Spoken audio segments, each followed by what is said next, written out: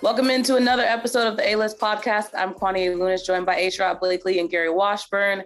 The season's over, but like we mentioned last week, there's still so much to talk about. If anything, the NBA offseason has the most drama. So let's start with the Celtics. Exactly. The NBA season, don't stop, won't stop. That's what I'm talking about.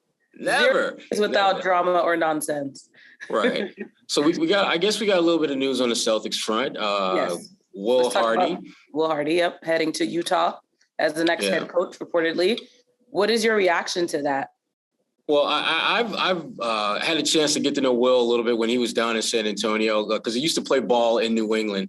And Will's just a good dude. Let's just get that out of the way first and foremost. But he's one of those young up-and-coming coaches who, when you start looking at the resume, it's clear that he's ready to be a head coach. I mean, when you look at the success that he was surrounded by at San Antonio, you look at the 1 year he comes to Boston and he's like the lead assistant on a team that gets all the way to the NBA Finals. If you watch the Celtics play and you watch Ime Udoka as the leader, almost every time out, the first person he's talking to is Will. When there is something happening in the game where you can kind of feel the momentum is swinging either for the Celtics or against the Celtics, Will was always that guy that was in Ime's ear, either just saying something or reminding him of something, just being that great lieutenant. But the question we all have is just, can you make that smooth transition to those 6 inches over and be a head coach? Because it is a much different ball game. And I think Will's going to do well there. But for them, again, Will is just finding a way to work the key players together. I'm speaking specifically about Donovan Mitchell. I'm speaking about, Gobert. They need to make some decisions on how that's going to play out, how that dynamic is going to work, and whether it should be working going forward. Mm-hmm. But Will, I think, is a solid choice for Utah I think with his hire is basically them kind of bringing in some new blood, hoping that they can get a jolt the way the Celtics did when they brought in Ime Udoka. Yeah, I think I don't know. There's a lot of good candidates. Joe Mazzulla applied for the job. Jerome Allen. There's a lot of candidates that are good. And, but as I said, sometimes you just, we don't really know how much of an impact Will Hardy had. We think we do, but there was a lot of guys there on that staff that were contributing. So, it sounds like a good hire. He's 34 years old, the youngest coach in the NBA. It sounds like the Utah Jazz are playing the long game when it comes to their organization. They're not going to maybe worry about winning immediately next year, but to groom a good coach who can be there for a decade or more, because obviously he's very young and he knows what he's doing. It sounds like he's very sharp. And obviously now Udoka's forming a Ime Udoka tree in terms of his coaching. But, I think the Celtics are going to have to figure out how to replace him, who to bring in. I'm sure Ime is probably getting calls and texts as we speak with coaches who are interested in joining the staff, and what kind of coach would be best for this team. Is it, another young kind of whippersnapper? Is it a veteran retread coach who's looking to, get on a staff again and who could have an impact on Tatum and Brown and some of the veterans, kind of an old head, quote unquote? All because the staff really, honestly doesn't have that type of guy. It doesn't have that old head or that vet who can kind of calm Udoka down or give him a tip. The staff is very good, but it was also very young. So we'll see which direction Ime decides to go in, because I think he'll have great options in any of the categories. I'm sure, the Sam Mitchells and some of these guys, the Mike Woodsons and some of these guys who are looking, just to want to be on the staff again, looking to have an impact, will be hitting him up. And I'm sure he has some younger coaches in mind, or he could pluck someone from another staff, who's up and coming. And so that's the thing. There's no kind of guidelines here. He can do what he wants. So I'm sure he'll have a lot of interest for this position. And we were talking offline about the fact that when this team is successful, of course, that means more eyes are going to be on that roster, whether it's the players or the coaches as well. And you mentioned the fact that Udoka now has a coaching tree already, but how does he continue to be successful in a way where he doesn't continue to lose more people on his staff, if that's even possible? Go ahead, Gary. I'm not sure it is possible. I think that he gathered together a lot of good young coaches, and that's what a lot of the teams in the league are looking for now. The good young coach. Utah could have brought in, a retread, someone who could try to revive that roster, because obviously it's a team that has a lot of chaos. Right. Donovan Mitchell and Rudy Gobert, they've underachieved over the last couple of years. Quinn Snyder just got tired. He was just worn out. So you look at the organization, new leader, obviously with Danny Ainge. He's looking for another Brad, it sounds like. He's looking for another guy who can guide this organization to the next level, to the next phase. So if you're the Celtics, their success, they're going to bring – people are looking at Joe Mazzulla. People are looking at their guys and are going to probably start calling those guys, and those guys are going to get interviews. So I don't know if the Ime can protect any of his guys. I think he's just got to have kind of a list of replacements on his staff for those who leave, because you never know. What if someone wants to make Joe Mazzulla their lead assistant? He could leave. There is no kind of ballpark. There's no guidelines for this. Like, there's no, Mazzulla, you could just take Mazzulla and give him a promotion. So a team could look at him and be like, yeah, we like him. We want him to be associate head coach, the titles, whatever. So Ime's going to have to react to that. He's going to have to figure out who he wants, what kind of staff he wants to have, and go from there. Yeah, the big thing is that, and Gary, you touched on this, which I think is absolutely critical, is you've got to have a list of candidates in your pocket that you can whip out at any given moment, because the way that the coaching cycle works, and we're talking about the NBA, but we might as well lump the college game into it as well, because would anybody be surprised if Mazzulla got an offer to coach at the college level? I wouldn't. And that's where, if you're Ime Udoka, you have to be ready to flex in whatever direction that you have to. And when you have coaches on your staff that people are talking about, that people want to talk to for jobs, that's flattering. That means something is happening in a good way with your organization. It is what we absolutely would call a good problem to have, but that doesn't diminish the fact that it is a problem. You don't build the kind of continuity that you want with your staff when every other year you've got someone leaving to go this place and that place. Brad Stevens didn't have that problem, and in large part because Brad Stevens' squad wasn't balling out the way Ime did in his first year. Yeah. If Brad Stevens would have gotten to the NBA Finals after year one, I'm pretty sure that at least one or two of his guys, Larinaga specifically, would have got a head coaching gig if something like that would have happened. Instead, he was a loyal soldier to Brad for years, and then, he left and all that. But the point is this: you have to be ready for change if you're Ime Udoka. Just like you approach your roster where, next man up, you got to have that same mentality with your coaching staff. Only difference is, instead of plucking from your roster, you're actually plucking from the basketball landscape. And some of the names that Gary threw out there as possibilities, that would speak, if he was able to get like a Mike Woodson in here, and Gary knows this as better than anyone. I love me some Woody. That's my dude. Everyone, for the record. Bad choice. He's the coach at Indiana. That's not happening. My fault. I shouldn't even mention, because I forgot he's a head coach at Indiana University. You act like that. You act like that's a hindrance. Is that a problem?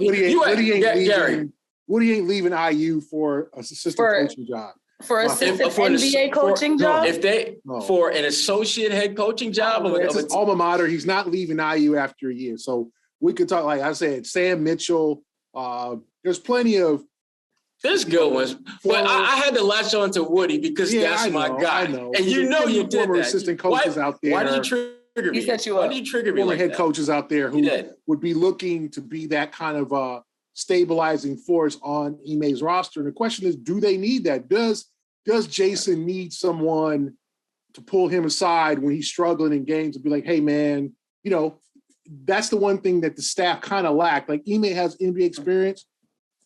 That's good, but they don't have that stabilizing force, former 10, 12-year veteran other than Ime on their staff to say to Jalen, Jason, Marcus, hey, calm your ass down. This is what we need from you.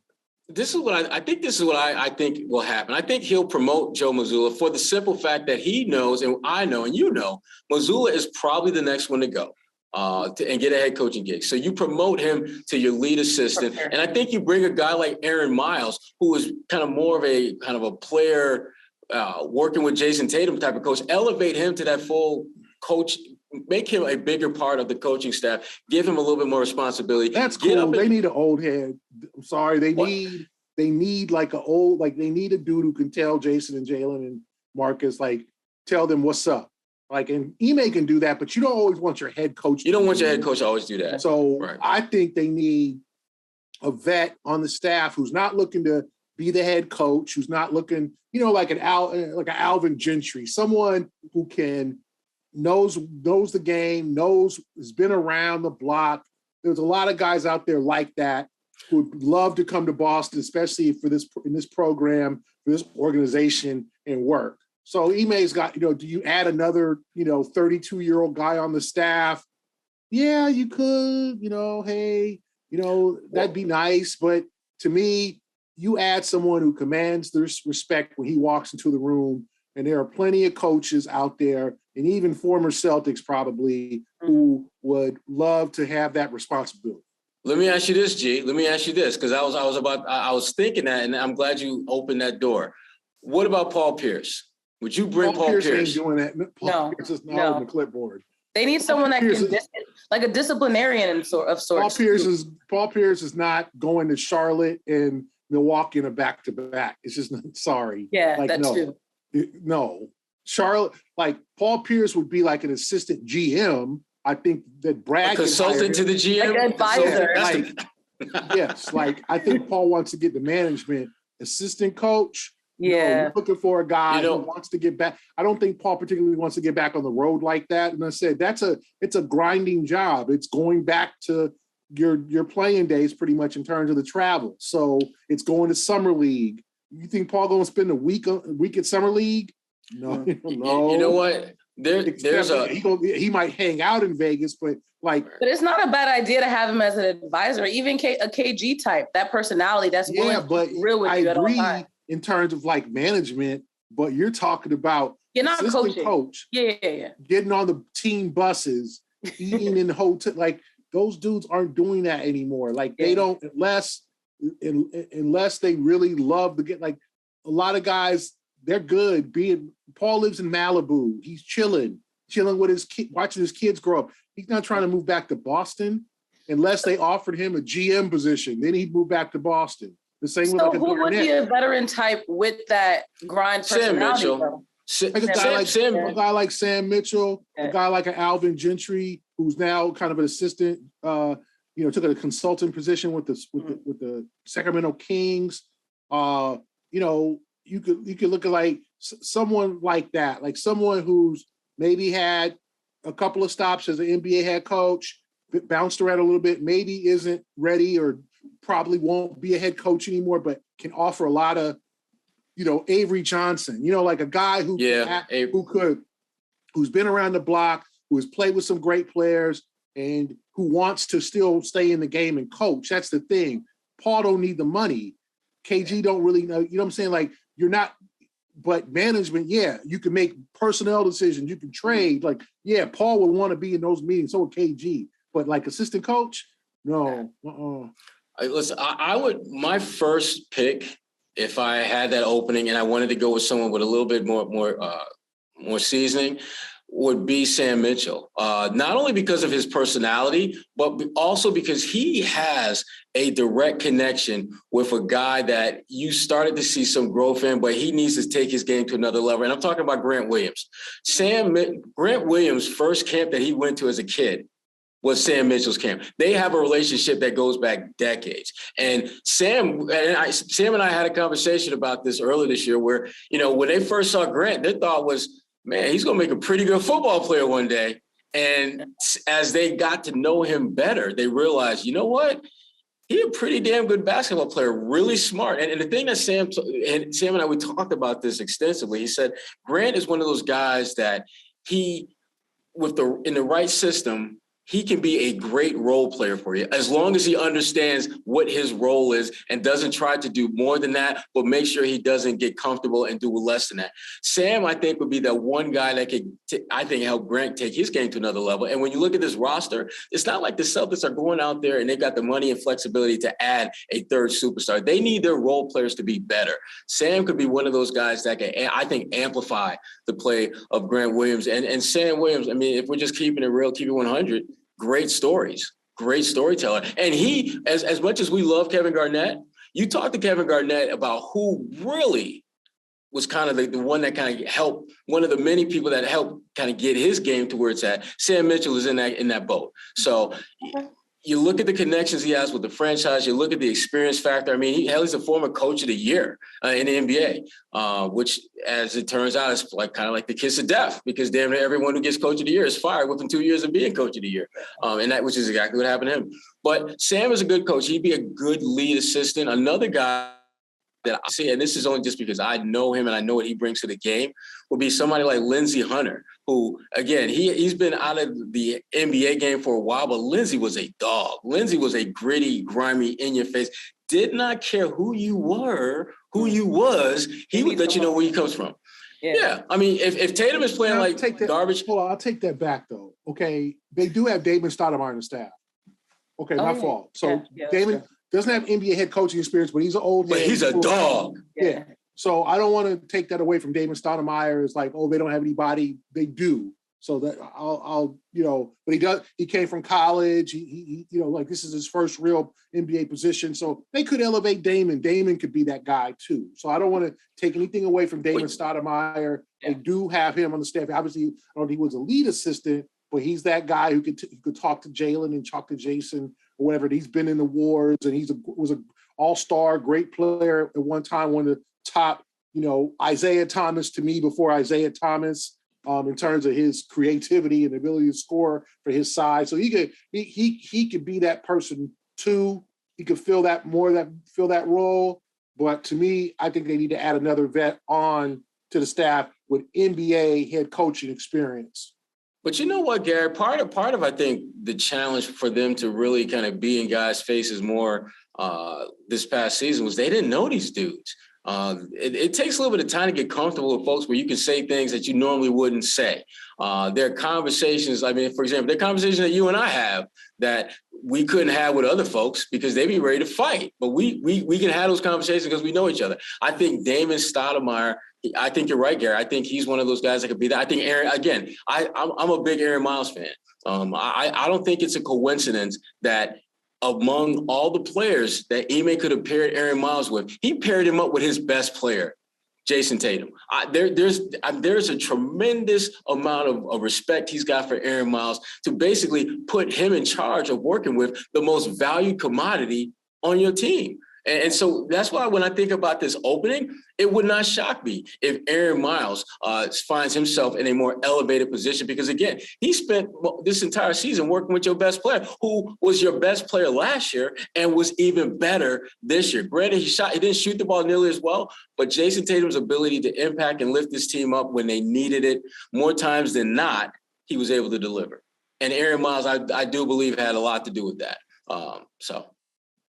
Well, this conversation is a perfect lead-in for one of our favorite sponsors, which is Indeed.com. Indeed it is, Kwani. Indeed it is. Indeed it is. You know. But Indeed is a hiring platform where you can attract, interview, and hire all in one place. So instead of spending hours on multiple job sites and searching for candidates with the right skill sets, Indeed's a powerful hiring partner that you can help to do it all for you. They help you find faster talent faster through time-saving tools like the Indeed Instant Match, assessment, and virtual interviews. With Indeed's Instant Match, over 80% of employers get quality candidates whose resumes on Indeed match the job description, and the moment they sponsor a job, according to Indeed Data US. So if you're looking to hire for your business, Indeed is your number one source. You can use our code A-List at Indeed.com/A-List, and you'll get a $75 sponsored job credit to upgrade your job post and find you the best candidate. Indeed.com/A-List. Need to hire, you need Indeed. And we've been talking about the front office. So let's move a little bit further into the front office, to the top of the front office, specifically to Brad Stevens. It's his first year in that position for the Boston Celtics. What would you give him as a grade for what he's been able to pull off this year? I give him a B+. Okay. B+. He did a good job. I mean, I there's still the one thing I will say that he did not address in the moves he made was he didn't get a much needed shooter. They needed someone who could be just a knockdown shooter. I thought he did a good job of adding a versatile wing, you know, in Derek White. I thought he did a good job of bringing back Tice, who gives them depth. Wasn't going to give them impact per se, but gives them a body that they're familiar with, that they can work with as a third option. And certainly, you know, the first deal right out the gates, I mean, getting Al Horford back in the fold. Little did we know that Al Horford, we thought the tank was half full. It was more like 3/4 full. Al was great. And that was one of the better moves Brad made when you look at the move, the impact it had on the team. And as much as you hate to admit it, the player that you sent out, I mean, we talking Enron-like stock. After he left Boston, it just kept going lower and lower and lower. And you feel bad for Kim because he's such a great person. But as a player, you know, this was just a really bad year for him. And unfortunately, it made his best days are well in the rearview mirror right now. But Brad Stevens, I thought was a B+, which is good. But by no means can he feel good that he did everything possible. I think had they been able to add a sharpshooter who could help them, we're probably talking about the Boston Celtics and Banner 18. If he could have added one guy who was a legit, bona fide bucket getter. So I don't know, Gary grades a little bit harder than me, so I expect his grades to be worse. What you got? Oh, wow, Kwani. First of all, C-. Real quick on the assistant coaching position. Yeah. Hey man, nothing wrong with hiring a woman for that position too. Nothing wrong with promoting a top-notch former WNBA player, somebody who's been in awards on the WNBA side. I know, you know, they had Carol Loss a couple years ago. There's nothing wrong. Obviously, nothing wrong. Be a great thing if they can get a quality female coach on that staff too. So, you know, that's also a possibility. I would suggest that they look into some of the candidates for that position too as a woman. So it doesn't have to be a man, doesn't have to be a former NBA coach, but it could be somebody with some WNBA stripes, somebody who's been around and can command the respect of their players. I give Brad like a B. I thought he did a solid job. I'm not crazy about the Derek White trade still. I think they gave up way too much. A first-round pick, a pick swap, Josh Richardson and Romeo. And I'm not a big Romeo guy. I mean, I don't think it's going to affect the franchise losing Romeo, but you give up your former first-round pick, another first-round pick, a pick swap, and Josh Richardson. That's a lot for Derek White, you know. And I know White was signed through has a couple more years in his deal, and that was part of it. But I don't know if he's worth the $17 million. We'll see, you know. And I don't want to close the book on him. And we'll see what happens in the offseason when he gets a chance to get used to living in Boston and being a new dad and all the changes that he went through during that transition period, during the trade deadline. But that was a lot. That's $17 million for a lot. That's a lot of money for a guy who's not good at hitting open shots or whatever. Like I need to see more from Derek White to say that was a good trade. I don't think it was a very good trade at this point. Sherrod, you're right. I think he could have gotten another shooter. They went and got like Nick Stauskas, who it sounded good because he had 57 Didn't play. Yeah, he had a 57-point game in the G League, but somehow, whether it be in practice, they just figured out he can't play in real games. You know, like, why bring him on? I thought that Brad could have added, I always told Joe Johnson out there, I think he loaded the bench too much with too many guys. The guys who are nice guys. Good story, Malik Fitz and Jawan Morgan, but those guys ain't winning no ball games. Those guys ain't getting no championship. This is not the damn Atlanta Hawks, Charlotte Hornets. This is not a developmental team. This ain't the G League Ignite. You know, this is the Boston Celtics. You trying to win the championship. And then, so I don't think Brad did Ime any favors with the lack of depth on that roster.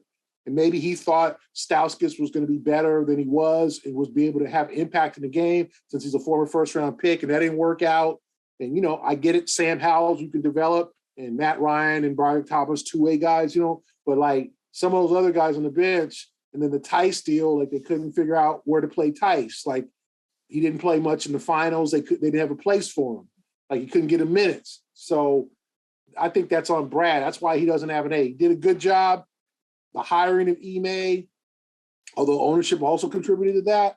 But I also think if you're looking at, like, he did, in a sense, let Ime down in that postseason because Ime looked at the end of his bench and was just like, man, I ain't got, like, who am I going to play?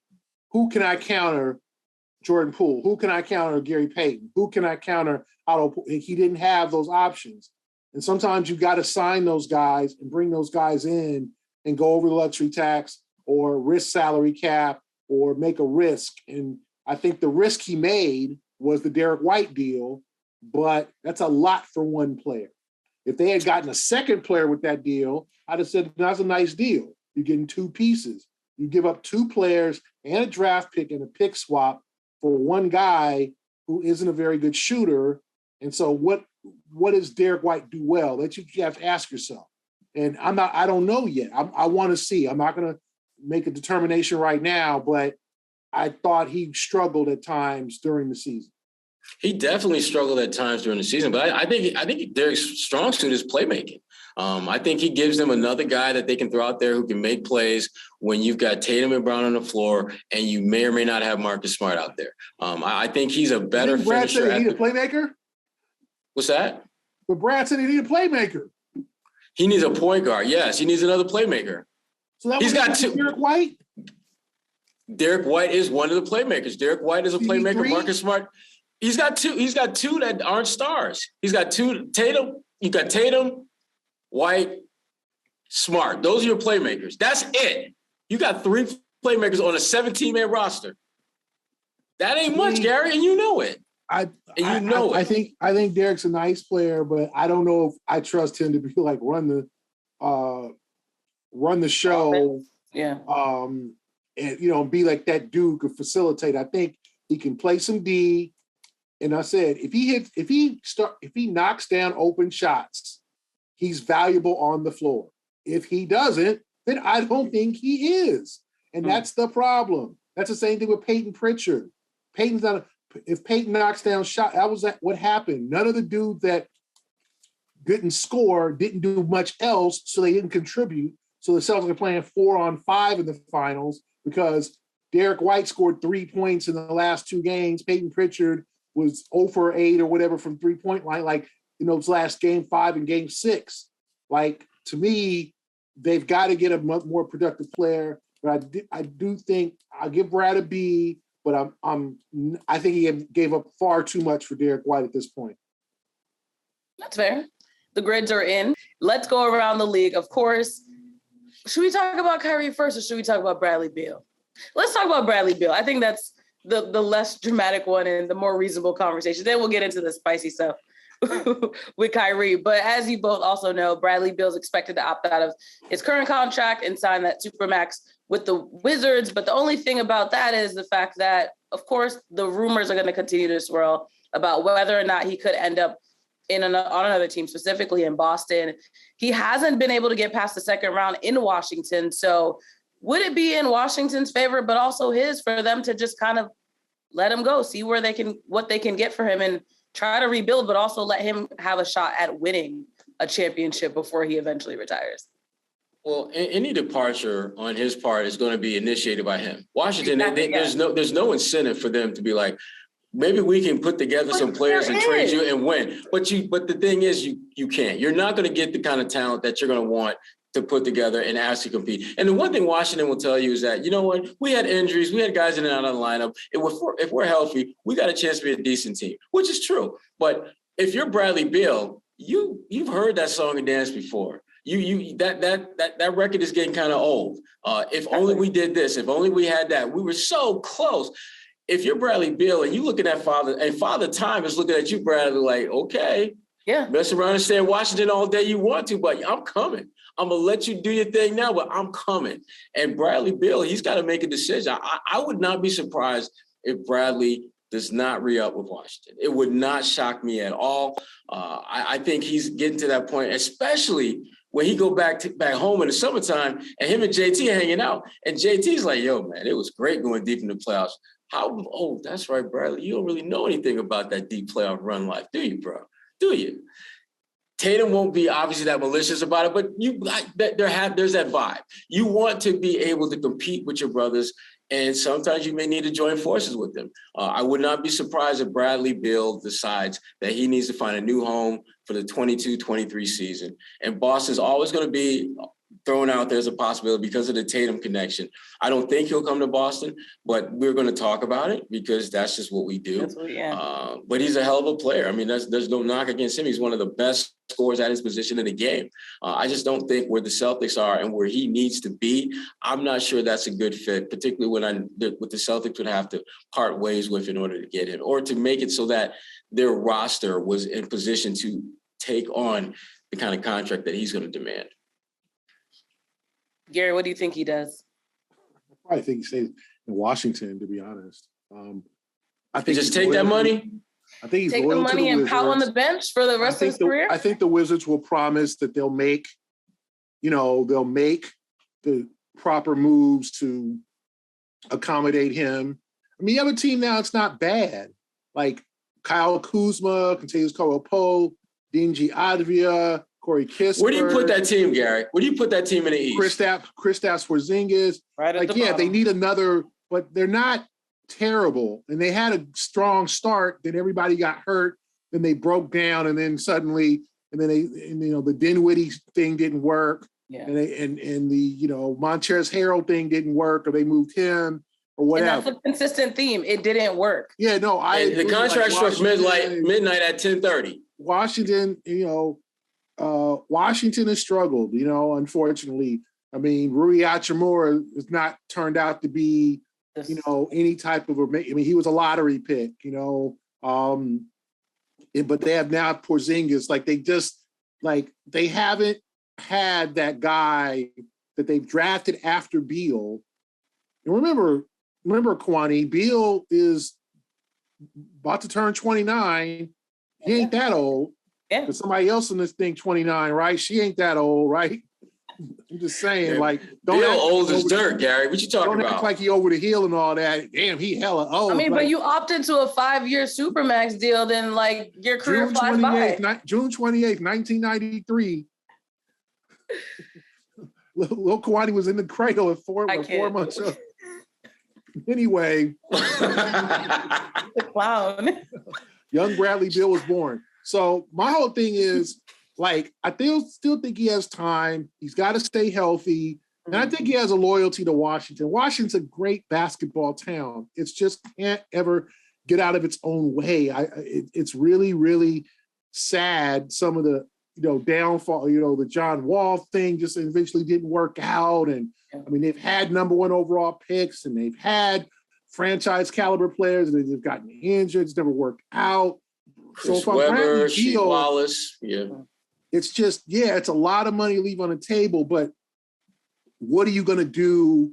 What are you going to trade for Washington to watch? Because let's be honest, the Wizards trading Beal, he's another franchise guy, right? He's a guy that he's going to maybe eventually have his number retired there. So you're going to ask for a lot of money, a lot of assets back for Bradley Beal. And you're going to have to match salaries. If let's say he opts in to the final year of his deal or whatever, right? Because he's not a free agent.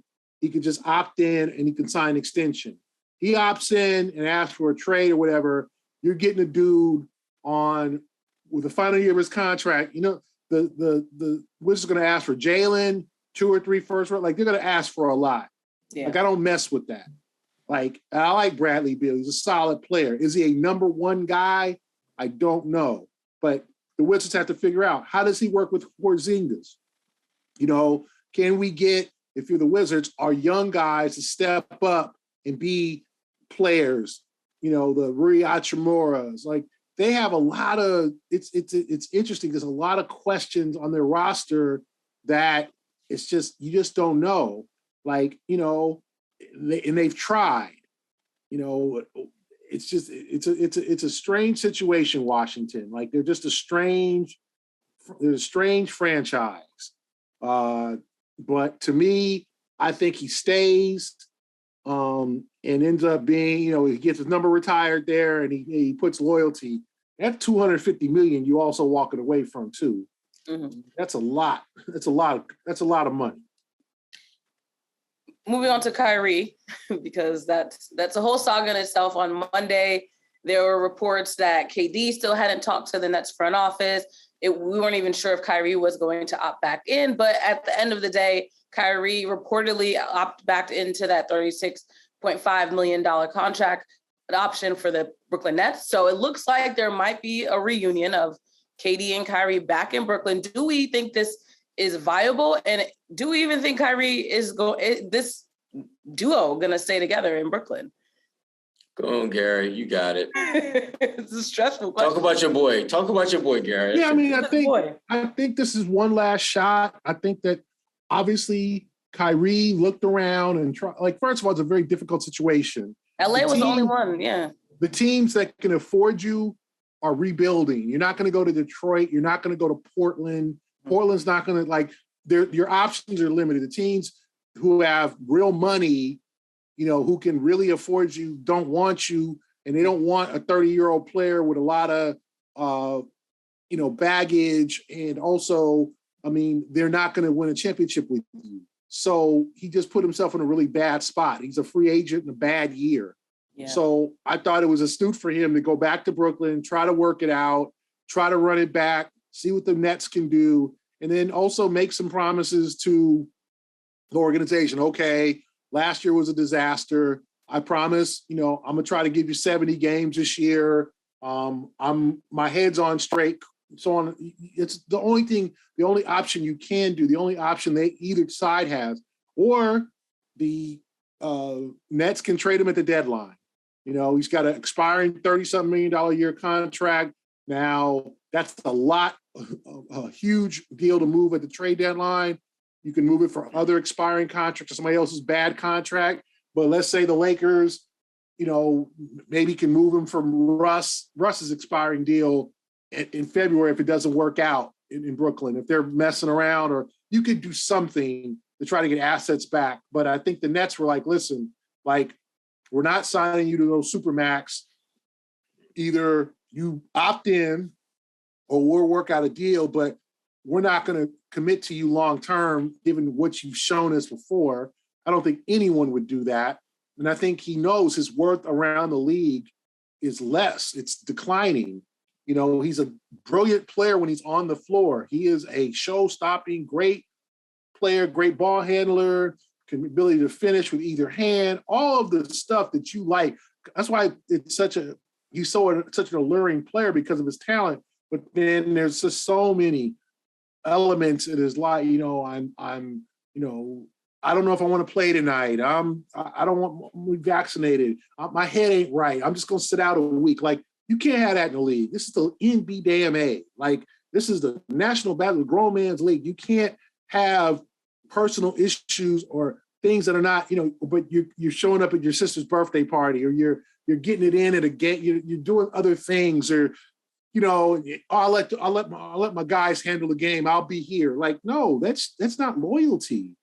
And so I'm sure he's got to do some serious talking to his teammates in Brooklyn and be like, hey, fellas, I'm sorry.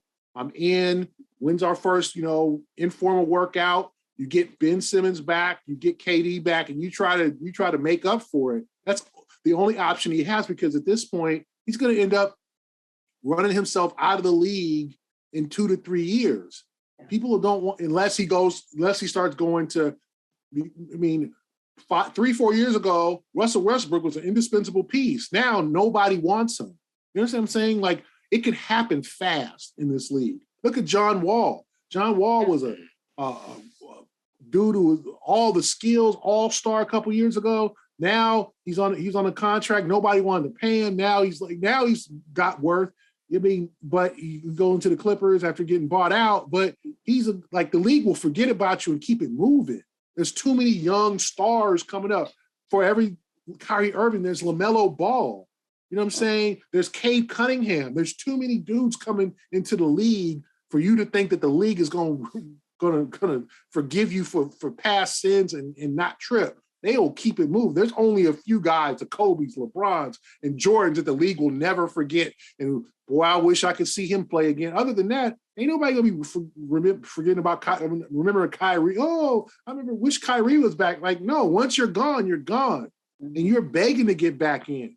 Like, I think Kyrie had to have kind of a come to Jesus moment in terms of like, okay, I gotta show that I'm worth, because this league and the league will spit you. I mean, Sherrod knows, the league will spit your ass out. Look at Isaiah Thomas. He's trying to get back in. That's injuries. Like, the league is unforgiving. This is not a league for sympathetic people. They'll give you a pat on the back and give you a plaque and a trophy and send your ass to wherever you want to live, and you can, and you can try making the G League. Like, look at what the league has done. These are guys that came in 9-10 years old. John Wall, Westbrook. Like, Westbrook was won an MVP award a couple years ago. James Harden. People what's up with James? Really quickly. They're trying to nudge his ass out the league. Like, the league does not play. There's too many young stars. Paolo Banchero and Jabari. Draft night just happened. A bunch of dudes, and this will make you feel old, Kwani. Jabari Smith, born May 2003. Don't say that. Ew. First 2003. I looked at the birth dates. That's when my youngest brother was born. May 2003. He was like a baby when a month old, LeBron got drafted. Like, that's how fast this shit goes. We all old now. So if Kyrie can't, I'm Kyrie. So what? Yeah. 2016, 6 years ago, bruh. Like, what have you done for me lately? It's Janet Jackson.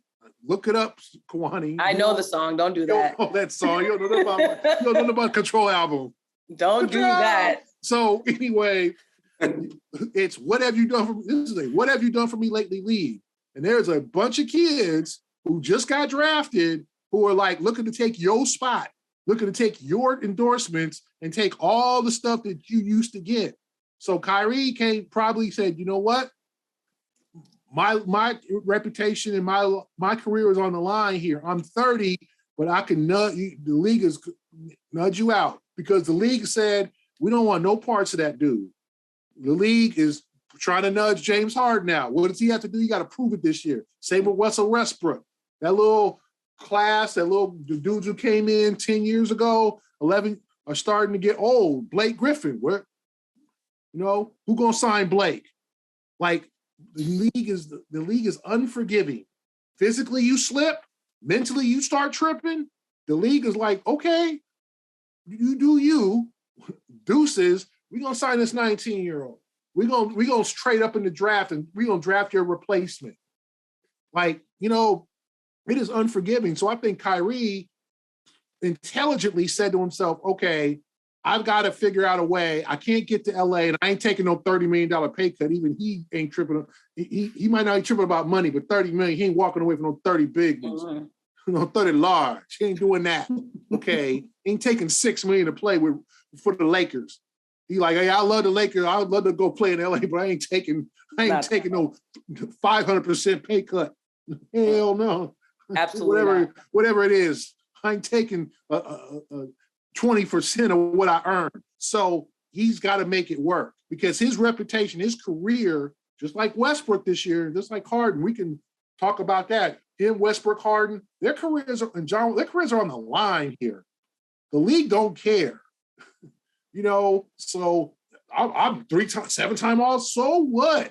That was 2016. How many changes have? We didn't have a pandemic since then. It was 2016. That's a long ass time ago. That pandemic made everything seem like it was 30 years ago.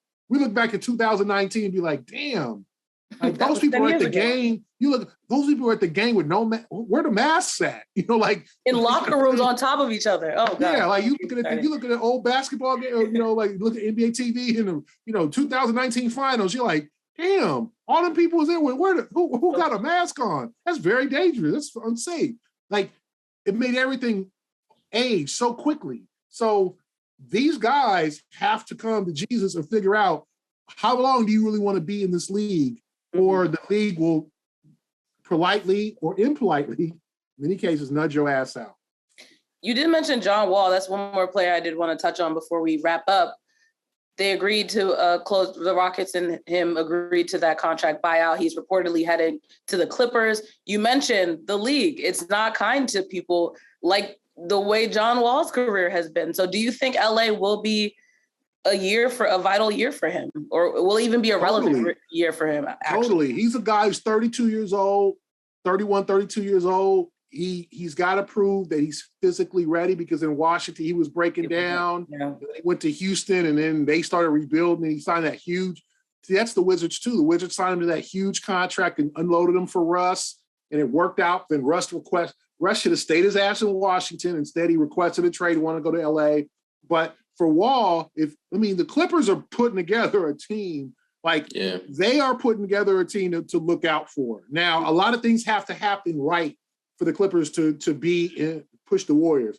Kawhi's got to stay healthy. Yeah. Okay, coming off the ACL. Paul George's got to stay healthy and balling, But you got a lot of dudes on that team. Remember, you got Norman Powell. We signed Robert Covington, John Wall, Marcus Morris, Reggie Jackson, Terrence Mann from nearby Lowell, Massachusetts.